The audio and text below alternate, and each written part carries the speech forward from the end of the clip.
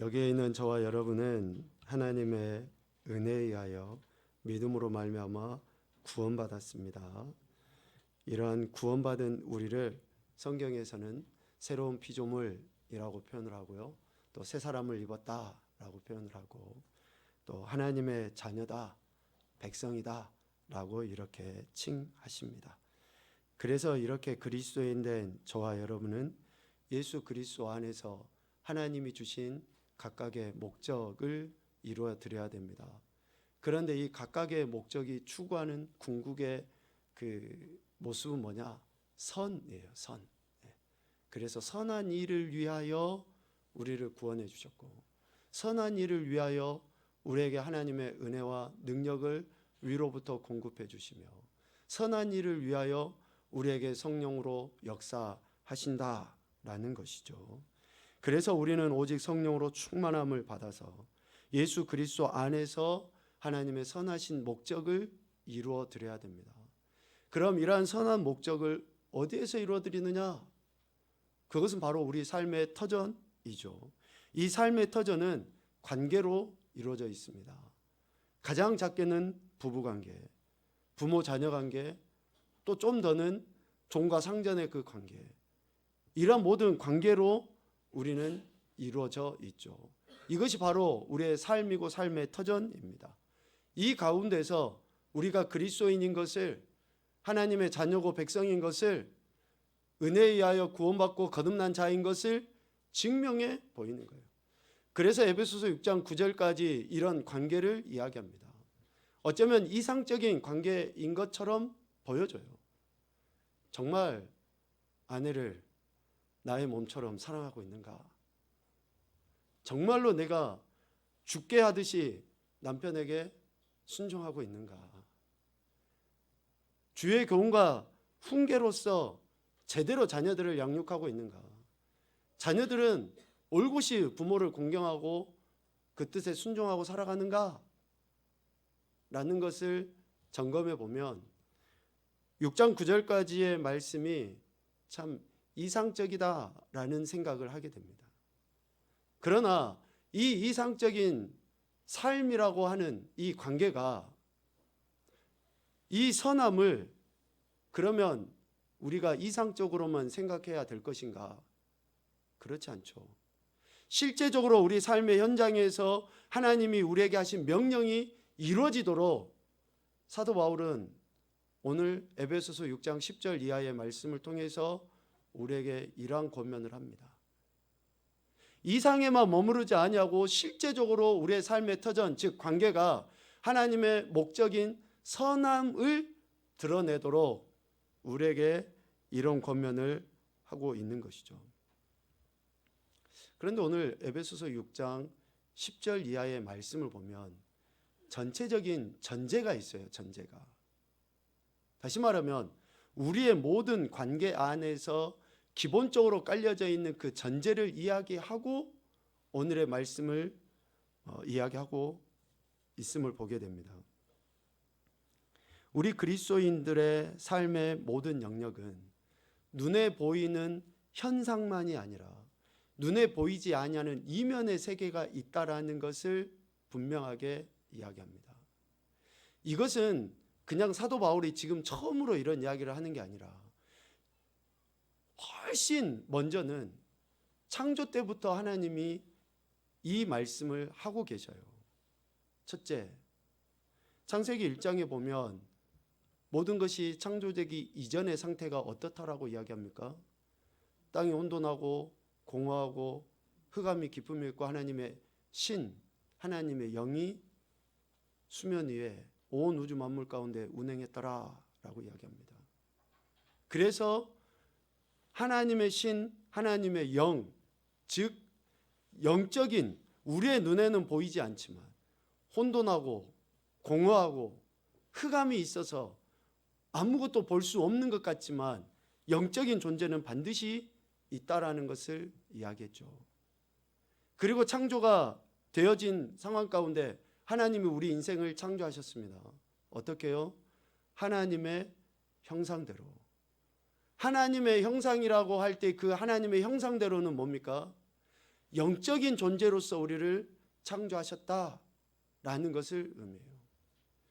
그래서 사도 바울이 오늘 에베소서 6장의 이 말씀을 우리에게 전해줄 때에 영적인 존재가 있다라고 하는 것은 단순히 그냥 이 시점에 딱 이야기하는 게 아니라 이미 하나님께서 말씀하시고 보이시고 나타내신 그 말씀에 근거해서 우리 인간은 눈에 보이는 것만이 아니라 눈에 보이지 아니하는 영적인 세계 가운데 살아가고 있다라는 것을 분명하게 전해주고 있습니다.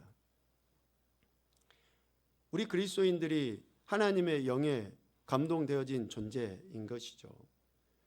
그렇다면 이 하나님의 영에 감동된 우리가 하나님의 뜻대로 삶을 살아갈 때 그것을 반대하는 세력이 있어요. 틀림없이.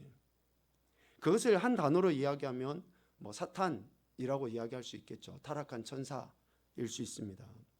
이것을 오늘 사도 바울은 에베소서 6장 12절에 이러한 단어들로 표현을 해주고 있습니다. 통치자들과 권세들과 이 어둠의 세상 주관자들과 하늘에 있는 악의 영들로 표현을 해주고 있어요. 하나님의 뜻을 거역하게 하고 그리스도인이 선한 일, 목적을 이루지 못하도록 하는 사탄이라는 그 존재를 오늘 12절에 이러한 단어들로 표현을 하고 있다라는 거죠. 그러니까 사탄은 궁극적으로 하나님께서 하시는 일을 방해하고 파괴하려고 온갖 힘을 기울이는 세력이라고 할 수 있고, 우리 그리스도인이 하나님의 선하신 목적을 이루어드리지 못하도록 방해하는 세력이라고 이야기할 수 있습니다. 하나님께서는 예수 그리스도를 보내셔서 화목제물로 삼으셨죠. 하나님과 원수되었던 우리를 화목하게 하시기 위해서 하나님이 예수 그리스도를 보내셨어요. 그리고 오늘 예수 그리스도를 믿는 우리는 하나님과 화목될 뿐만 아니라 다른 이들과 화목과 화평을 이루어야 될 목적을 갖고 있습니다. 사명을 갖고 있는 거죠. 그런데 이러한 선한 목적을 이루지 못하도록 하는 그 세력이 끊임없이 도사리고 있다라는 거예요. 어디예요? 우리 삶의 현장, 우리의 터전, 즉 관계 안에 그렇습니다. 왜 아내가 남편에게 순종하지 않습니까? 왜 남편이 아내를 사랑하지 못합니까? 자녀가 부모를 공경하지 못하고 부모가 자녀를 제대로 양육하지 못하고 종이 상전에게 순종하지 못하고 상전은 종을 해치고 왜 외모로 취하게 됩니까? 그것은 단순히 그 사람의 인격이 좀 부족해서, 그가 좀 성숙하지 못해서, 우리 애들이 되게 고집스럽고 내가 지질이 복도 없어서 남편을 잘못 만나고 아내를 잘못 만나서, 이게 아니라는 거예요. 반드시 그 이면에 영적인 세력이, 적어도 예수님을 믿는 구원받은 그리스도인이라고 할 때 우리가 하나님의 말씀에 순종하고 하나님의 뜻대로 살아가는 것을 틀림없이 방해하기 때문에 그렇다라는 것을 이야기합니다. 결국 사탄은 그리스도인들이 선한 일, 즉 화목을 이루지 못하도록 만듭니다. 그래서 사도 바울은 그리스도인들이 이러한 영적 현실을 직시하여, 영적인 현실을 직시하여 이것을 피하지만 말고 오히려 맞서 싸울 준비를 하고 또 실제로 싸워라 라고 오늘 우리에게 권면하고 있는 것입니다. 다시 12절의 말씀을 봅시다. 우리의 씨름은 혈과 육을 상대하는 것이 아니요 통치자들과 권세들과 이 어둠의 세상 주관자들과 하늘에 있는 악의 영들을 상대함이라 라고 말씀합니다. 여기서 말하는 이 씨름은 헬라어의 의미로 볼 때에 던지다, 흔들리다 라는 의미가 있어요. 그러니까 좀 다소 난폭하거나 격렬한 이런 행위를 의미합니다. 씨름은. 우리가 싸워야 될 이 씨름은 그냥 가만히 앉아서 우리가 쉽게 말싸움 한다든지 그냥 한번 째려본다든지 이런 게 아니라는 거예요. 강력한 싸움, 격렬한 싸움이라고 이야기를 합니다. 아니 우는 사자처럼 덤벼드는 그 사탄 원수 마귀는 막 소리 지르고 막 포악하게 발톱을 다 내밀고 우리에게 덤벼드는데 우리는 그냥 가만히 주저앉아가지고 눈이나 이렇게 한번 째려보고 치 이렇게 하는 싸움이 아니라는 거예요. 우리도 강력하게 그 싸움을 싸워야 한다라는 것을 이야기합니다. 그래서 이것을 씨름이라고 이야기해요. 씨름. 상대는 어마어마하게 커서 우리를 들어가지고 패대기 치려고 하는데 우리는 그냥 가만히 앉아가지고 그 싸움이 되겠습니까? 그래서 강력한 싸움을 할 태세를 갖춰라 라고 사도 바울이 우리에게 이야기하는 것이죠. 왜입니까? 연약하고 유한한 존재인 혈과 육과의 싸움이 아니라 영적인 존재와의 싸움이기 때문에 그렇다라는 것입니다.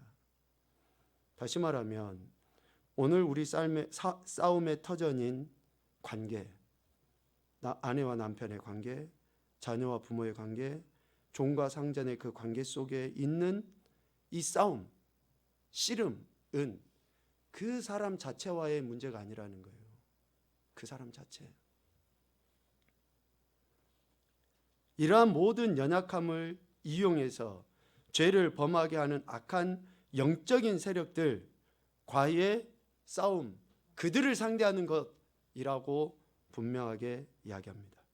그래서 우리 그리스도인은 이러한 싸움, 씨름, 영적인 전쟁을 준비하며 또 실질적으로 그러한 전쟁이 일어났을 때에 전투에 임하는 군사와 같은 존재다라고 이야기합니다. 영적인 싸움, 마귀의 관계를 능히 대적하기 위하여 우리는 평상시에 열심히 훈련을 받아야 할 군대, 군사와 같습니다. 왜 군대가 평상시에 이렇게 훈련을 합니까? 언제 있을지 모르는 한 번의 싸움을 위해서 평상시에 준비하는 거예요. 무기를 준비를 하고 체력을 준비를 하고 그렇게 하는 것 아닙니까? 우리의 영적인 싸움도 마찬가지예요. 맨날 다툼 있고 갈등이 있는 건 아니지만 한 번 그럴 수 있어요. 그때를 위해서 우리는 준비해야 됩니다. 그래서 오늘 사도 바울은 10절에 이렇게 이야기합니다. 너희가 주 안에서와 그 힘의 능력으로 강건하여지고, 우리가 영적인 싸움을 위하여 마귀의 관계를 능히 대적하기 위하여 평상시에 어떻게 해야 되느냐? 주 안에서와 그 힘의 능력으로 강건해져야 한다라는 것을 이야기해요. 여기서 강건해지고 라는 이 단어의 시제는 과거가 아니에요. 10년 전에 내가 열심히 체력도 길러놓고 무기도 많이 준비해 놓으면 그것으로 오늘 있을 아니면 혹 미래에 있을 싸움을 싸울 수 있다라는 게 아닙니다. 강건해지고는 시제가 뭡니까? 현재예요. 현재. 지금 강건해지는 거예요. 지금. 그래서 내가 막 10년, 20년 전에 은혜도 경험하고 내가 막 그때 준비해 놨어.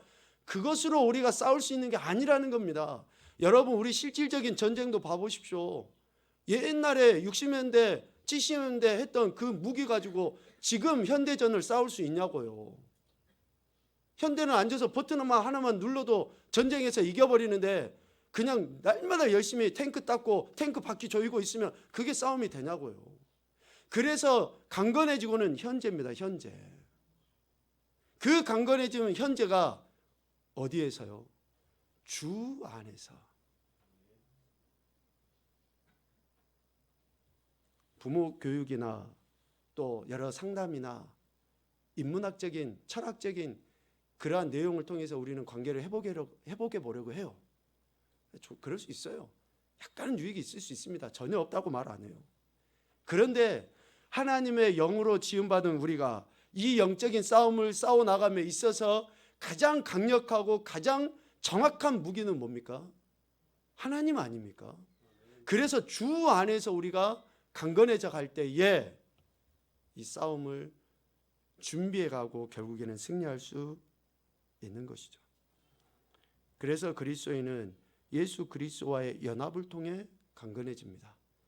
날마다 말씀과 기도로 우리가 무장할 때에 상대방이 육적으로 우리에게 다가온다 할지라도 그 사람의 눈에 보이는 모습이 아니라 그 이면의 모습을 보고 이해 혹은 교정 혹은 그를 이기는 그러한 싸움을 싸울 수 있게 된다라는 것이죠.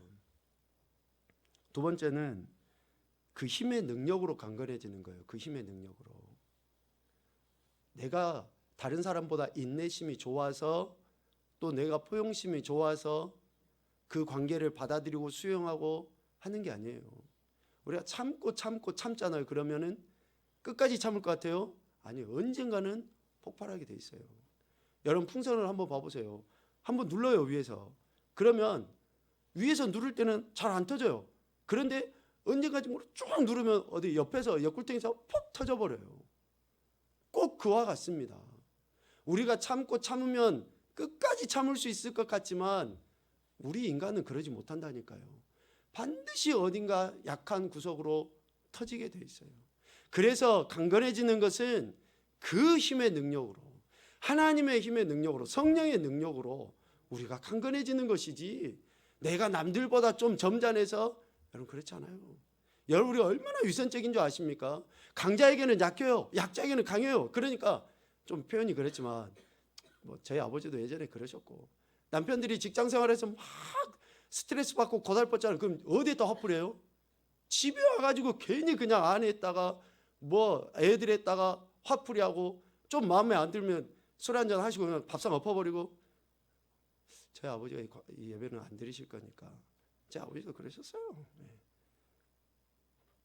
막 집에 와서 그냥 노발대발 성질은 다. 왜? 그러면서 하는 이야기 뭐예요? 내가 회사에서 참는 건 너희들 때문이다. 당연히 그렇죠. 부인 안 합니다. 그러나 적어도 예수 그리스도를 믿는 오늘 우리라 그러면, 적어도 위선적으로 거짓적으로가 아니라 진실되게 우리가 하나님을 경외하고 하나님의 은혜 안에서 우리가 강건해진다라고 할 때, 여러분 얼마나 아내가 귀합니까? 얼마나 자녀들이 귀합니까? 남편이 얼마나 소중합니까? 그런데 화풀이를 그러한 사람들에게 하고, 우리의 힘이 아니라 성령의 힘의 능력으로 하지 않으면 강건해지지 못합니다. 그래서 에베소 3장 16절에 사도 바울이 이렇게 이야기해요. 그의 영광의 풍성함을 따라 그의 성령으로 말미암아 너희 속사람을 능력으로 강건하게 하시오며. 믿습니까? 우리가 강건해지는 건요, 성령의 은혜가 아니고서는 강건해지지를 못합니다. 그래서 주 안에서와 성령의 은혜, 그 힘의 능력으로 우리는 강건해지는 거예요. 오늘 그래야 할 때에 우리의 싸움을 싸워 나갈 수 있게 되는 것이죠. 예수님의 제자들의 모습을 봐보십시오. 그들이 참 예수님 믿기 이전의 모습, 육적으로 살았지만 예수님 믿고 나서 어때요? 제가 예수님 따라가겠습니다. 죽기까지 하겠습니다. 그래요. 그런데 예수님이 딱 잡히시고 십자가에 죽임 당하셔 버리니까 예전의 모습대로 뿔뿔이 다 흩어지고 육적으로 살아가요. 그런데 성령이 그들에게 임하니까 어떻게 돼버립니까? 자신들의 힘과 능력으로 예수님 믿고 따랐던 그런 모든 어리석었던 것들을 다 버려버리고 정말로 예수님을 위해서 자신의 목숨까지도 아끼지 아니하고 그 사명을 감당하는 사람들이 된 거예요. 오늘 우리가 이런 영적인 싸움 가운데 놓여 있다라는 너무나 당연한 이 진리 앞에 우리가 육신의 생각으로, 세상의 방법으로 어떻게 이 싸움을 싸워 나갈 수 있습니까? 그래서 성령의 은혜를 구해야 되고, 성령 하나님의 도우심을 구해서 말씀과 기도로 날마다 매 순간 강건해짐을 우리가 경험하며 나갈 때에 이 싸움을 싸워 나가게 된 줄로 믿습니다. 그래서 예수님께서도 사랑하는 제자와 무리들에게, 야, 너희들 구해라, 두드려라, 찾아라 라고 예수님이 말씀하셔요. 그러면서 구하고 찾고 두드리는 이에게 무엇을 주신다고 이야기하십니까? 성령을 주신다고 이야기해요.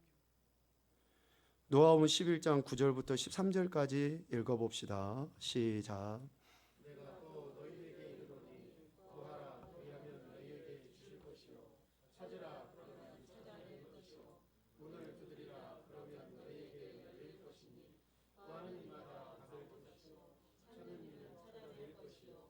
그들에게는 걸릴 것이니라. 너희 중에 아버지 된 자로서 누가 아들이 생선을 달라 하는데 생선 대신에 뱀을 주며 알을 달라 하는데 정갈을 주겠느냐. 너희가 약할지라도 좋은 것을 자식에게 줄 줄 알거든. 하물며 너희 하늘 아버지께서 구하는 자에게 성령을 주시지 않겠느냐 하시니라. 아멘. 우리가 이 말씀 너무나 잘 알고 있는 것처럼 구하고 찾고 두드리는 거 우리 육적인 거 아니에요. 마태복음 6장에 동일하게 이 말씀을 예수님이 하실 때 뭐라고 말씀하십니까? 말미에 너희는 먼저 그의 나라와 의를 구하라. 그러면 이 모든 것을 너희에게 주시겠다. 구하지 않는 것까지도 우리에게 주시는데 예수님께서 우리에게 구하고 찾고 두드리는 거, 이 핵심은 뭡니까? 필요가 아닙니다. 하나님 나라와 의를 구하는 거고 성령의 은혜와 능력을 구하는 거예요. 그래야 할 때에 우리가 영적으로 강건해지고 이 약한 세대의 싸움 속에서 우리가 하나님의 뜻하신 바 목적을 이루어드릴 수 있기 때문에 성령을 구하라, 성령을 찾아라, 두드려라 라고 우리에게 분명히 말씀하신 줄로 믿습니다.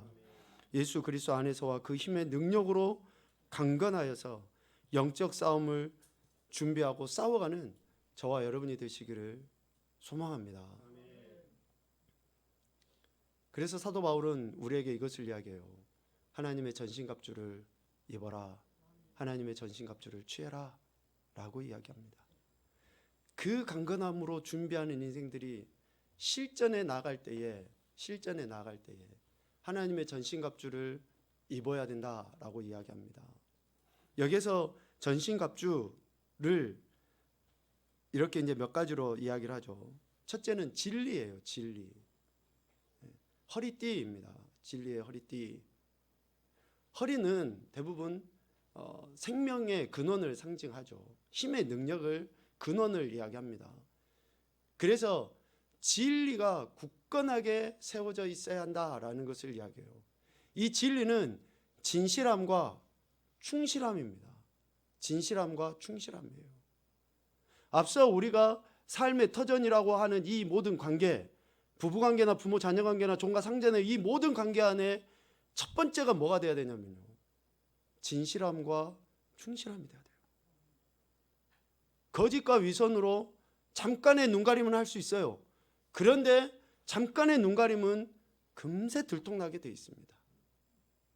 남편이 아내를 진실되게 대해야 돼요. 아멘입니다. 감사합니다. 근데 요즘에 뉴스라든지 뭐 보면은 한눈 팔고 곁눈질하고 정말 너무 가정의 근간, 공동체의 근간이 부부관계라 했잖아요. 너무나 이것이 흔들려져 버리니까 모든 것이 파괴가 되는데, 아내를 진실되게 대하고 남편을 진실되게 대해야 됩니다. 진리로서. 그리고 의입니다. 의. 호심경. 의는 올바르고 선한 도덕적인 완전함을 의미합니다. 호심경은 우리의 목에서부터 이렇게 허벅다리까지 전체적으로, 그래서 심장이나 폐나 이런 중요한 장기들을 보호하는 그런 도구라 그래요. 그러니까 이 의가 그 올바르고 선한 도덕적인 그 완전함이 우리를 보호해줘요. 여러분, 거짓말은 또 다른 거짓말을 낳게 됩니다. 그런데 거짓말을 할 수 있어요. 그런데 거기에 대고 우리가 진실되게 또 이렇게 바른 선으로 돼가잖아요. 그러면 처음에는 손해보는 것 같지만 반드시 그 힘이 다른 누구가 아니라 우리를 보호합니다. 우리를 보호해요. 그래서 의의 호심경을 이야기하는 거죠. 관계를 이루어감에 있어서 올바르고 선한 도덕적인 그 완전함이 있을 때에 선한 일을 이루어갈 수 있어요. 그래서 부부관계는 거짓말하면 안 돼요. 거짓말하면 안 됩니다. 부모 자녀 관계도 마찬가지예요. 거짓말은 관계를 파괴해요. 근데 사탄은 꼭 그것을 노립니다. 그래서 의로 대해야 돼요. 의로. 그리고 평안의 복음은 신발이죠. 신입니다. 그리스도 안에서 구현된 이러한 구원의 은혜, 즉 수직적 수평적인 그 구원의 은혜가 날마다 우리 가운데 있어야 돼요. 준비되어져 있어야 됩니다. 그래서 남편이 아내에게 복음을 전하고 아내가 남편에게 복음을 전하고 상호간에 이런 복음이 기준이 될 때에 선함을 이루어갈 수 있어요. 부부관계가 맨날 야, 먹자 자자 애들은 이게 아니에요. 부부관계가 하나님의 말씀을 나누는 관계가 돼야 됩니다. 시작. 네. 그렇게 돼야 되는 거예요. 부부관계가. 부모 자녀관계도 마찬가지예요. 야, 너가 맨 공부해, 이런 이야기가 아니고 부모가 자녀에게 하나님의 복음, 예수 그리스도의 말씀을 전해야 되고, 자녀들도 엄마 돈 주세요, 이게 아니라 하나님 말씀 뭐예요? 이런 그런 관계가 돼야 된다라는 것을 이야기하는 겁니다. 네 번째는 믿음이에요. 모든 것 위에 믿음의 방패를 가지고. 믿음. 여기에서 믿음은 처음에 예수님을 구원자로 믿는 믿음이 아닙니다. 그것은 전제가 되어 있어요. 이미 예수 그리스도를 믿는 믿음은 하나님께서 우리에게 선물로 주셨기 때문에 그것은 전제가 되어 있고, 여기에서 믿음의 방패할 때 믿음은 그리스도의 능력을 의지하고 온전히 신뢰하는 믿음이에요. 그리스도의 능력을 신뢰하는 믿음. 나는 그러지 못하지만 내 안에 계신 그리스도, 내가 믿고 있는 그리스도는 능력이 무한하시고 나의 연약함을 새롭게 하실 수 있어 라는 그 신뢰를 갖는 믿음이 뭐가 됩니까? 방패가 되는 거예요. 방패가. 그래서 사탄 원수마귀가 아내를 통해, 남편을 통해, 자녀들 통해 불화살 같은 걸 이렇게 쏘잖아요.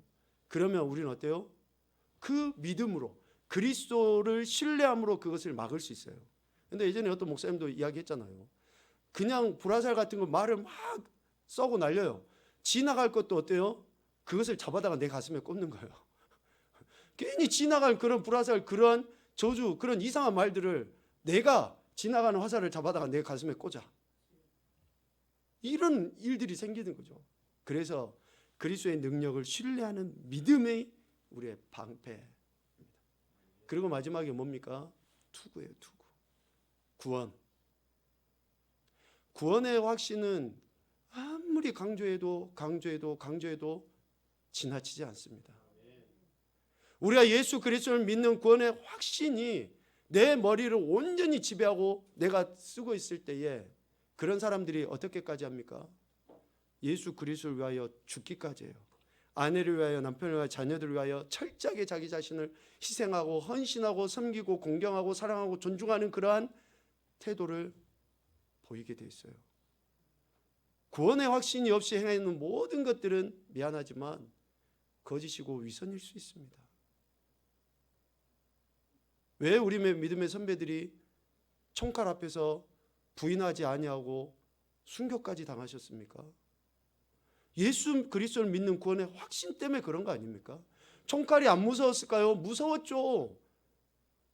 그 대여섯 살 되는 아이들, 9살, 10살도 되지 못한 그 아이들이 돌을 묶여가지고 바다에 빠뜨릴 때 찬양하며 죽었다. 어떻게 그런 일들이 있을 수 있습니까? 구원의 확신이 없이. 그래서 우리는 구원의 확신이 있어야 됩니다. 이렇게 하나님의 전신갑주를 취해야 되죠. 그런데 사도 바울이 마지막 한 가지를 뭘로 이야기합니까? 성령의 검, 곧 하나님의 말씀, 즉 칼을 가져라.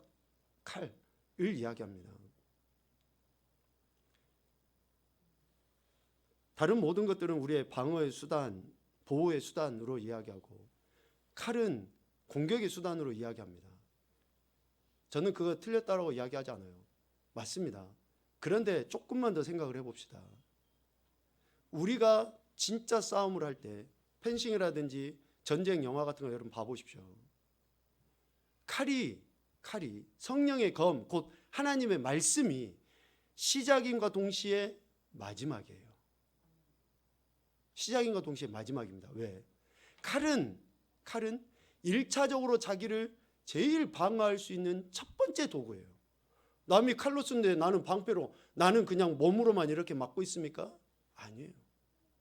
첫 번째 나를 보호하는 도구가 뭡니까? 칼이에요. 칼. 그래서 성령의 검, 곧 하나님의 말씀을 내가 들고 있을 때 그 말씀으로 나를 가장 강력하게 잘 보호할 수 있고, 또 그리고 마지막에 최후의 그 원수를 이길 때 한 방에 보내버릴 수 있는 그 칼을 준비하라 라고 이야기합니다. 그래서 우리 삶의 터전인 모든 관계 속에서 하나님의 선하신 목적인 화목과 화평을 이루기 위하여 주 안에서 강건해지고 그의 힘의 능력으로 강건해질 뿐만 아니라 하나님의 전신갑주를 취해야 되는데, 여기까지 이야기하지 아니하고 사도 바울이 6장 18절에 매우 중요한 권면을 하고 있습니다. 6장 18절 말씀 같이 보겠습니다. 모든 기도와 간구를 하되 항상 성령 안에서 기도하고 이를 위하여 깨어 구하기를 항상 힘쓰며 여러 성도를 위하여 구하라. 아멘.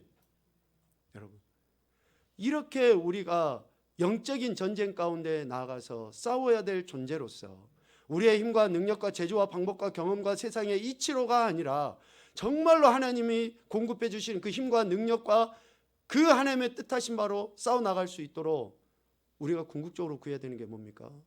성령의 은혜라는 거예요. 성령의 은혜. 아니, 영적인 전쟁을 어떻게 우리가 육으로 할 수 있습니까? 영적인 전쟁을 영으로 감당하기 위해서 성령 하나님이 우리 안에 임재하시고 충만하게 역사하셔야지만이 우리가 이 영적인 전쟁을 싸워나갈 수 있다라는 거죠.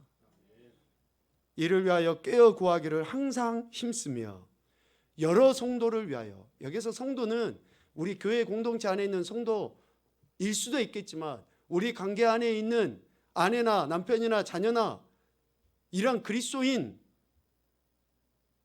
보는 것이 더 합당할 것 같습니다. 그래서 내가 아내를 위해서 주님의 은혜대로 기도하고, 남편을 위해서 주님의 은혜대로 기도하고, 자녀들을 위해서 기도하고, 그렇게 할 때에 우리의 모든 관계가 하나님이 우리를 구원하신 그 목적을 이루어드리는 그런 관계로 변화되고 바뀌어진다라는 것을 보게 됩니다. 여러분, 우리가 그리스도인인 것을 어느 한순간도 잊지 마시고 그리스도인으로서 이 주신 바 사명을 감당하기 위하여 우리가 성령의 은혜와 그 충만하심을 날마다 구하고 이러한 영적인 강건함을 우리가 미리미리 준비하며 나갈 때에 실전에서의 싸움, 그 싸움의 대상은 다른 사람이 아닙니다. 눈에 보기에 아내일 수 있고 남편일 수 있고 자녀일 수 있어요. 직장인 상사일 수 있어요. 막 뿔 달린 그런 괴상한 괴팍한 그런 모습이 아니에요. 그런 사람들과 하나님이 바라시고 원하시는 그 목적을 이루어드릴 수 있다라는 것을 기억하셨으면 좋겠습니다. 로마서 8장 38절과 39절 말씀을 읽고 마치겠는데요. 하나님의 은혜와 능력과 성령의 역사하심으로 말미암아 우리는 이런 온전한 사랑을 이룰 수 있고 이상적으로만 여기는 것이 아니라 하나님의 선하신 목적을 이 마지막 때에 이루어가는 승리의 삶을 살게 될 줄로 믿습니다. 같이 보죠. 내가 확신하노니 사망이나 생명이나 천사들이나 권세자들이나 현재일이나 장래일이나 능력이나 높음이나 기쁨이나 다른 어떤 피조물이라도 우리를 우리 주 그리스도 예수 안에 있는 하나님의 사랑에서 끊을 수 없으리라. 아멘.